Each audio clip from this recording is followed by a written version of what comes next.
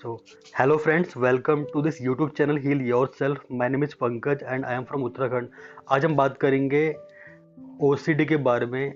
जोया जो कि यूपी से बिलोंग करती हैं और उनको 10 साल से OCD की प्रॉब्लम थी, जिसमें उनको रिलीजियस OCD और रियूमिनेशन OCD की दिक्कत थी, जिसकी वजह से इनके मन में बहुत ज़्यादा थॉट्स चलते रहते थे। और ये एक लाइव ऑडियो कॉल है जिस पर मैं जोया से बात करूंगा। वो अपनी एक्सपीरियंस शेयर करेंगे कैसे ये बाहर निकला जाए इन सारी चीज़ों से।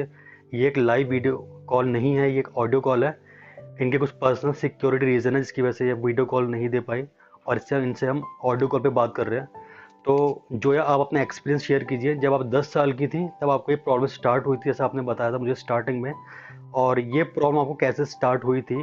क्योंकि आपने कहा था कि आपको एक तरीके से सोच सोच के आपको जो थिंकिंग पैटर्न था वो डिफरेंट था, और आपको जो चीज़ों को लेने का जो तरीका था, यानी परसीव करने का जो तरीका था, वो एक डिफरेंट था जब आप 10 साल की थी। तो अपनी ये स्टोरी आप शेयर कीजिए। कैन यू प्लीज़ इलेबोरेट कि आप इस चीज़ में कैसे फंसी, एक तरीके से कैसे आपकी थिंकिंग का जो ऑर्डर था कैसे चेंज था, कैसे परसीव करती थी आप चीज़ों को। और ये बताइए आप किस टाइप के थॉट आपको आते थे स्टार्टिंग में। सर जब हम छोटे थे तो हमें इतने समझ नहीं थी और बहुत नेगेटिव थॉट आया करते थे तो हम उसको सोचते चले जाते थे। और जैसे गॉड के लिए भी बुरे विचार आया करते थे, हमें गिल्ट फील होता था।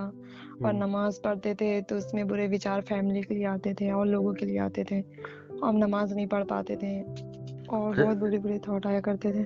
तो प्रेयर के लिए आपके मन में कौन से किस टाइप के थॉट आते हैं? रिलीजियस ओसीडी मतलब बहुत, हाँ। जी, फैमिली के लिए बुरे विचार आया करते थे। प्रेयर करते थे तो प्रेयर में फैमिली के लिए बुरे थॉट आया करते थे। फिर हमको मेरे मन में ये डर हो जाता था कि हमने प्रेयर में ऐसा उनके लिए बोल तो नहीं दिया, अब उनके साथ कुछ हो जाएगा, ये कुछ बुरा हो जाएगा। हमें फियर हो जाता था, उसके रिस्पॉन्सिबल हम होंगे, ऐसे मेरे मन में थॉट आया करते थे, फियर आया करते थे। अच्छा, ठीक है। तो जो है, ये मुझे आप बताइए कि आपको ये थिंकिंग का जो जो आपका पैटर्न था वो चेंज कैसे हुआ? मतलब जब आप 10 साल की थी ऐसा क्यों सोचती थी चीज़ों के बारे में? तो ऐसा क्या था आपके अंदर एक जो आप चीज़ों के बारे में इस टाइप से सोचती थी कि मुझे कुछ हो जाएगा, या गॉड के लिए थॉट्स आना, या अनवांटेड थॉट्स आना, ऐसा मतलब आपकी थिंकिंग कैसे चेंज हुई? क्या रीज़न था इसके पीछे? सर मेरे अंदर फियर बहुत ज्यादा होता था हर चीज के लिए, और मेरा सोचने का तरीका बहुत ज्यादा नेगेटिव था। कोई भी कुछ भी बोलता था, मुझ मतलब उस मतलब कोई कुछ भी बोलता था तो हम उसको सच मान लिया करते थे, या मेरे मन में कोई भी थॉट आया करता था तो हम उसको सच मान लेते थे, ऐसा। तो कहने का मतलब ये कि आप वैलिडेट नहीं करते थे, उसके पीछे क्या रीज़न है? जी आप हाँ, एज इट नहीं इज़, करते थे। आप एज इट इज चीज़ को मान लेते थे, तो इमेजिन करते थे चीज़ों के बारे में कुछ भी एक्स वाई जेड, राइट? जी जी। अच्छा। अच्छा, उस टाइम पे आपको, क्योंकि उस टाइम सिम्टम नहीं आते थे आपको, क्योंकि फिजिकल सिम्टम हमें उस टाइम पे नहीं आते हैं, क्योंकि हम उस स्टार्टिंग में सोचना स्टार्ट करते हैं कॉन्शियसली, देन बाद में जब ये कंटेंट हमारे सबकॉन्शियस माइंड में चला जाता है या इस टाइप से हमारे मन में वो बात बैठ जाती है, तो वो बाद में हमारे सबकॉन्शियस लेवल पे जो चेंजेस आते हैं, फिजिकल चेंजेस आते हैं, तो आपको उसके बाद चेंजेस आए। उस समय तो आपके अंदर कोई फिजिकल सिम्टम नहीं आते थे मे बी। नहीं, बिल्कुल आप, नहीं आया करते थे। हाँ, पहले जब छोटी थी, देन बाद में 2 4 6 साल 8 साल बाद जब आपके फिजिकल सिम्टम आने स्टार्ट हो गए होंगे, तो किस टाइप के आपको फिजिकल सिम्टम आते थे, एक तरीके से बताइए। सर हमें जैसे वॉमिट जैसा लगता था, खाना खाने के बाद वॉमिट लगता था पेट में जैसे एसिडिटी बहुत बन करती थी, और जो है चेस्ट पेन होता था। अच्छा, और चेस्ट पेन होता था, अच्छा। चेस्ट पेन होता था, सीने में बहुत उलझन होती थी। और चलने में आप सर कह रहे में थे, हाँ, सर चलने में भी में। बहुत उलझन होती थी, और चलने में ज्यादा दूर चलने में जैसे पैरों में फटन होती थी, और चक्कर आना इस और टाइप से कुछ? चक्कर भी आता था, वीकनेस बहुत ज्यादा लगती थी, और और इस, नींद भी नहीं आती थी। नींद नहीं आती थी और भूख नहीं लगती थी आपको? भूख भी नहीं लगती थी। अच्छा। उलझन तो बहुत ज्यादा, एंजाइटी बहुत ज्यादा होया करती थी, फियर बहुत ज्यादा लगता था। फियर बहुत ज़्यादा होता था जी। और कंसंट्रेशन नहीं बन पाता चीज़ों में? नहीं, बिल्कुल नहीं।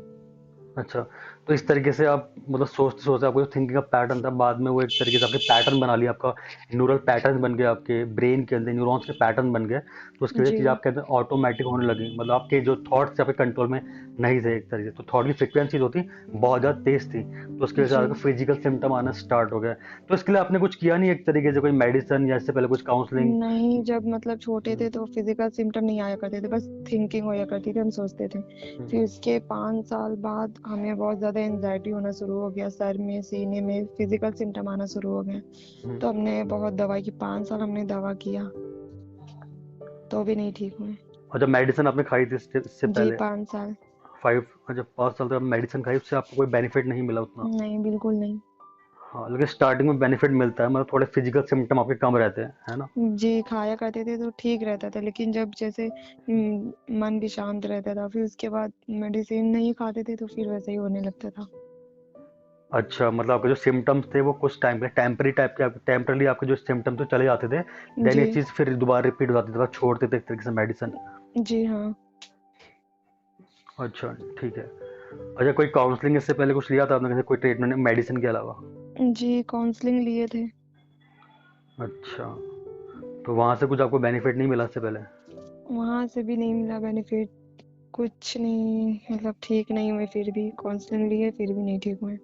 अच्छा, उन्होंने आपको कुछ ऐसा बताया नहीं चीज़ों के बारे में, इसके पीछे क्या रीज़न होता है? हम जैसे सोचते हैं, थॉट का हमारे अंदर कैसा इम्पैक्ट पड़ता है, जी थॉट्स वो क्या है? बताते थे कि मतलब तुम्हारा सोचने का तरीका गलत है, हम्म, ऐसा पॉजिटिव सोचो हम्म, और एक्सरसाइज मेडिटेशन ये सब हम्म। किया करो।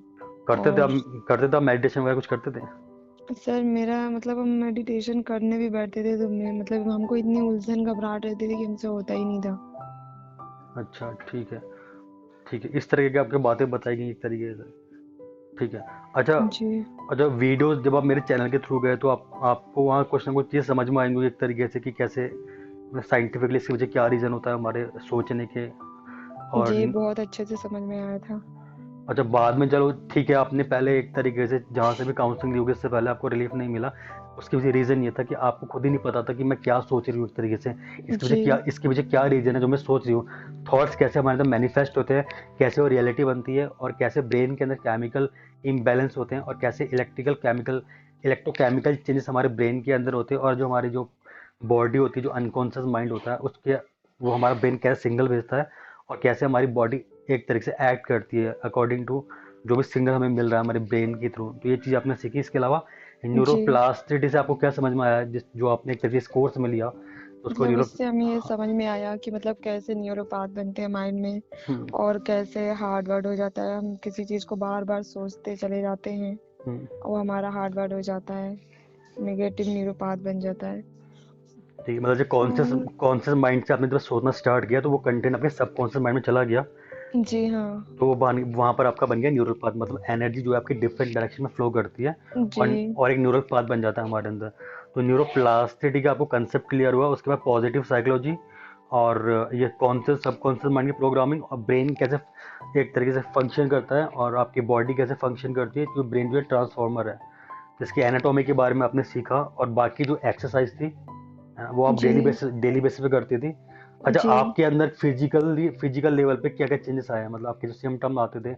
मतलब जो चेस्ट पेन होता था, हम्म, चेस्ट पेन होता था, नहीं होता अब हम्म, एनजाइटी बहुत ज्यादा होया करती थी, हम्म, फोकस भी नहीं होता था किसी काम पे, तो वो सब ठीक हो गया, एनजाइटी भी नहीं होती, फोकस भी मेरा बढ़ गया है काम के लिए। हम्म, और मतलब वीकनेस बहुत ज्यादा होती थी, वेट लॉस हो गया था, वो भी एकदम सही हो गया, गेन हो गया।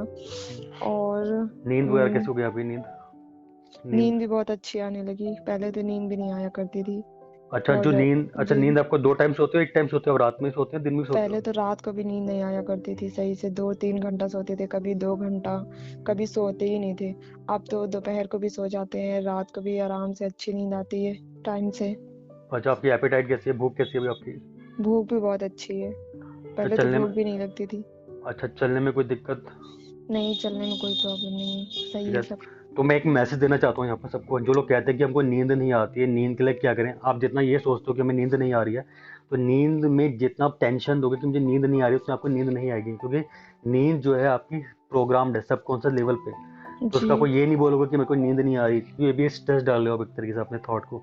जितना आपका माइंड काम रहेगा, जितना आपका माइंड सेटिस्फाइड रहेगा चीज़ों के लिए, जितने आपके मन में थॉट्स क्लियर होंगे, उतनी जल्दी आप इन सब चीज़ों से निकल पाओगे, और आपकी नींद नेचुरली बेटर हो जाएगी, क्योंकि जो नींद का जो फिनोमिना है वो नेचुरल है एक तरीके से, वो आपके कंट्रोल में नहीं है, वो सबकॉन्शियस लेवल पे है। तो ये जो 10 साल से जोया को प्रॉब्लम थी, जो यूपी से बिलोंग करती है, तो जो है उस टाइम पे आपको काफ़ी सारी दिक्कत होती होंगी एक तरीके से।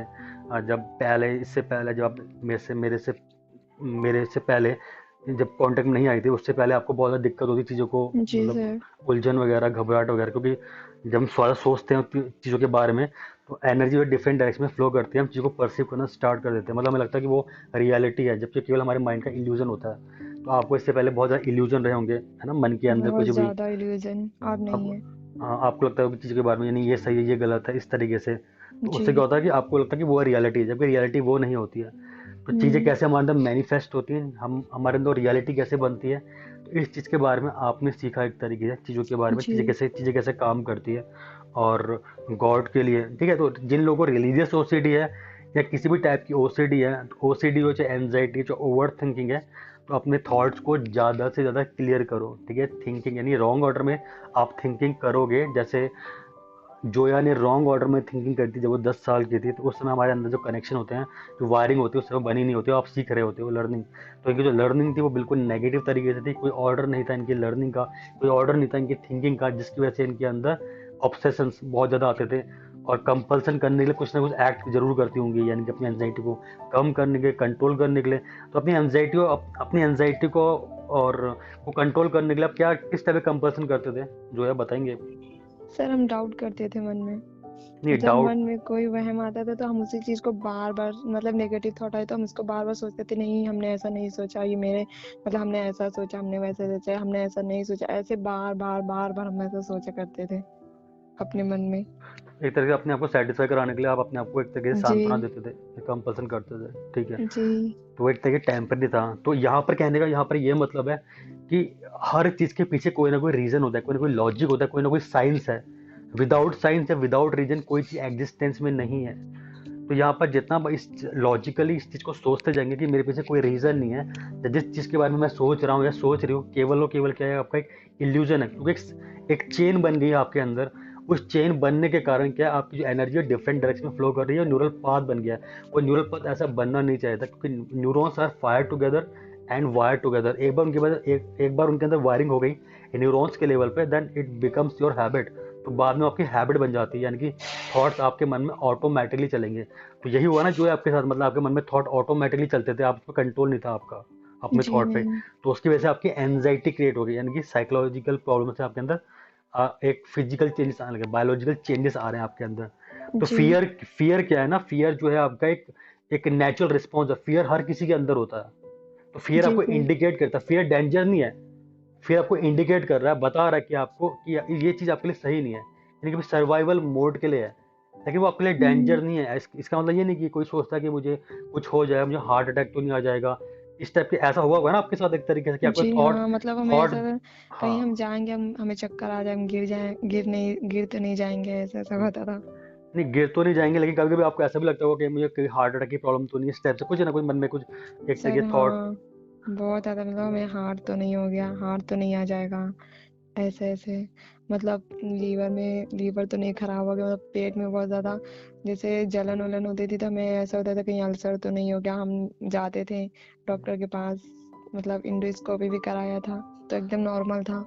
अच्छा, एंडोस्कोपी आपने कराया तो वहाँ जी पर आपके एंडोस्कोपी। एब्डोमिनल जो पेन होता है एक तरीके से, है ना, जो हमारे पेट जी। में जो दर्द होता है स्ट्रेस की वजह से, एनजाइटी की वजह से, तो आपको लगता था कि एक तरीके से हमारे अंदर कोई प्रॉब्लम तो नहीं। हाँ जी, हमने सोचा अल्सर तो नहीं हो गया, सब बोलते थे कि अल्सर तो नहीं, तो हमने इंडोस्कोपी कराया तो उसमें नॉर्मल रिपोर्ट आई, कुछ भी नहीं निकला। हम्म। डॉक्टर ने कहा एसिडिटी है। अच्छा, ठीक है। तो एनजाइटी में एसिडिटी बहुत होती, आपको कितनी ज़्यादा एसिडिटी होती थी पहले, बहुत होती थी एसिडिटी। बहुत ज्यादा होती थी, जैसे खट्टी डकारें आती थी, हम्म। पेट में बहुत जलन होती थी, कुछ भी मसाले जरा सा खा लेते थे बहुत ज्यादा दिक्कत होने लगती थी, गले तक जैसे एकदम जलन होने लगता था।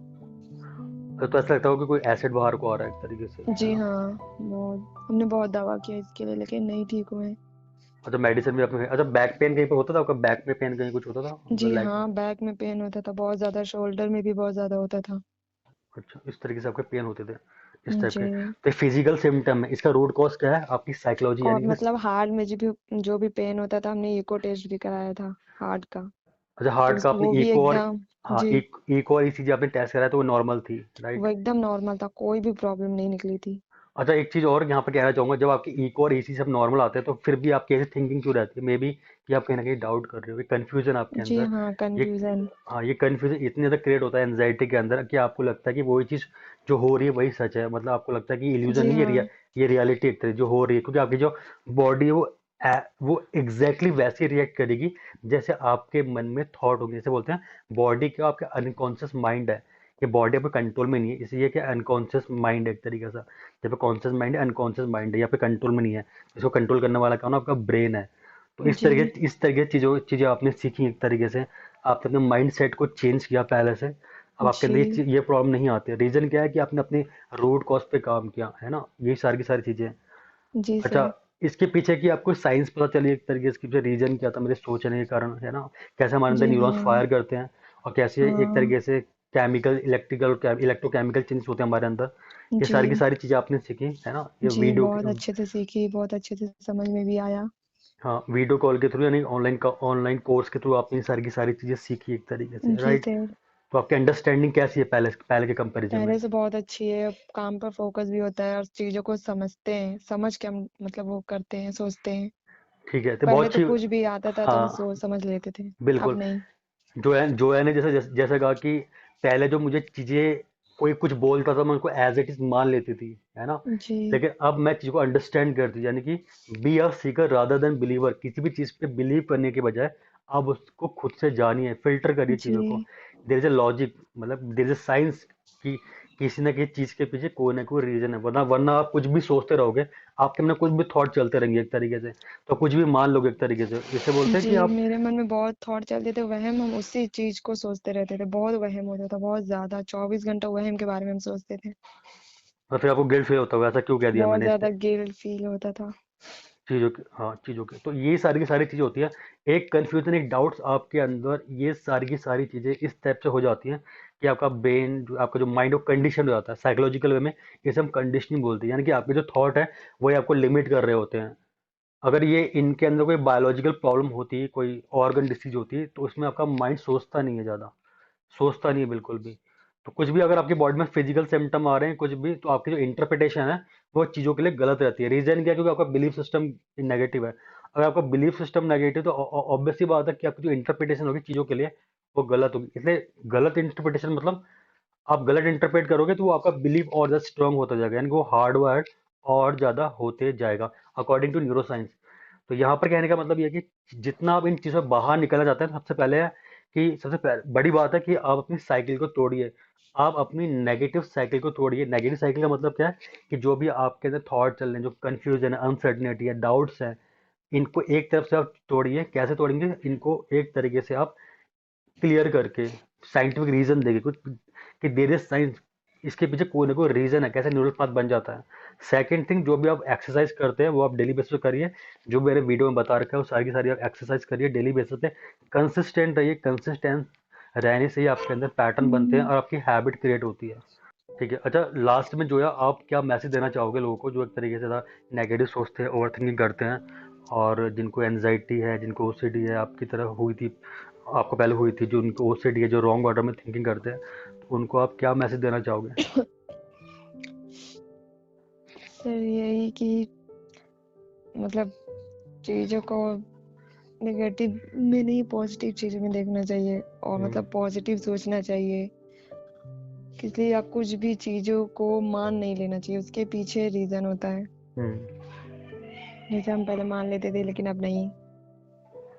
मतलब खुद से आइडेंटिफाई करना चाहिए चीज़ों के बारे जी। में। इस टाइप की थिंकिंग करोगे, पॉजिटिव ऑर्डर में थिंकिंग करोगे, क्लियर ऑर्डर में थिंकिंग करोगे, तभी आपके साथ चीज़ें नहीं होंगी। जी सर। जैसा कि आपको पता चला चीज़ों के बारे में।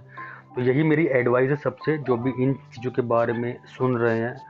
तो आप चीज़ों को ज़्यादा से ज़्यादा क्लियर कीजिए, राइट ऑर्डर में थिंकिंग करिए, सही चीज़ों को सोचिए, गलत चीज़ों को अपने ऊपर हावी मत होने दीजिए। अगर गलत चीज़ आपके अंदर कोई हावी होना होती है तो उनको वेरीफाई कीजिए, उनको क्लियर कीजिए, उनको वैलिडेट कीजिए, है ना? कि कोई ना कोई रीज़न है किसी न किसी चीज़ के पीछे, और किसी न किसी चीज़ के पीछे, किसी न किसी चीज़ के कारण ही कोई ना कुछ हो रही है। अगर किसी चीज़ के पीछे कोई कारण नहीं है, इसका मतलब क्या है कि वो आपकी एक अनसर्टेन और एक इलॉजिकल थिंकिंग है आपकी, आप कुछ भी सोच ले रहे हो।